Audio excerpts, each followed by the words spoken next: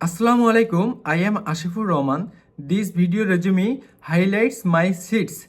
Seeds means skills and strengths, educations and experience, achievement and type of a person. First of all, I want to share my skills. My soft skills are problem solving, communications, teamwork, leaderships and time management. Including my hard skills are web design and development, MS Suite, Google Suite, Power BI, data analysis, and ERP functionalities. Currently, I am a student of Daffodil International University and majoring in MIS from Business Administrations.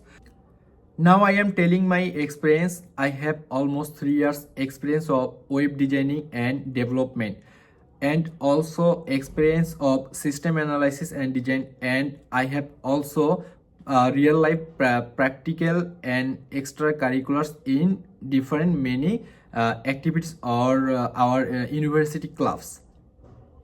So I can really ensure that if you want me in your company as an employee, I can bring success to your company. I always wanted to be a successful in the web developing world because now this world are really based on digitalizations and globalization in day by day. So if I build a career at this marketplace, I think this is could be the greatest achievement in my life. Typically, I am a friendly and problem solving person. I always try to learn something new. Lastly, thank you for watching my video resume.